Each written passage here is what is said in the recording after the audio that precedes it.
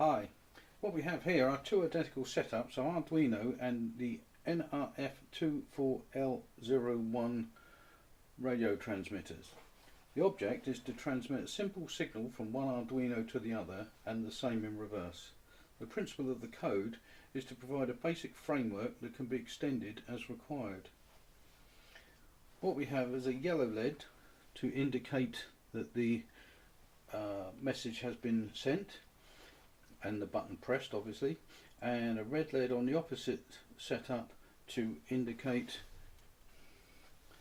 the signal has been received. I'll show you. As you see, the yellow LED comes on and flashes while I push the button, and the red LED on the opposite side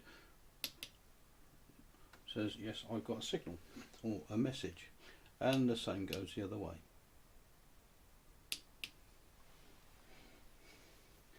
The cathode of all LEDs go to ground via a 220 ohm resistor, and the switch also goes to ground on one side. The switch uses the built-in pull-up resistor on the Arduino, so a test in our code will be for a low reading for the button press. The yellow LED anode goes to pin 2 of the Arduino, the red LED anode goes to pin 3, and the switch is connected to pin 4. For the NRF, I am using a YL105 breakout board so that I can supply 5 volt instead of 3 volt, which the NRF requires. The breakout board contains a 3.3 volt regulator which enables us to use a single voltage. The NRF is not very breadboard friendly, but then again nor is the YL105, but it does provide a pin out which is a little bit easier to manage. Wiring up the NRF is quite straightforward, although there are a couple of gotchas to watch out for. VCC is 5 volt if you're using the YL105, or 3.3 volt if not, and that is really the only difference between the two. Ground goes to ground, CS goes to Arduino pin 8, CE to pin 7.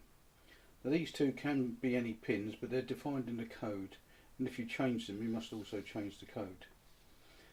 MOSI goes to Arduino pin 11, MISO to Arduino pin 12, SCK to Arduino pin 13. Now these last 3 pins are important and can only be changed to their equivalent MOSI, MISO and SCK pins that are elsewhere on the Arduino. Here I'm just trying to give you an idea of the wiring, the setup, so that you can maybe follow it through on your own, so you see the exact colours that I've used and the exact pin outs, and the same for the switches. Now if you wire it up exactly like that, I can see no reason why it wouldn't work at all.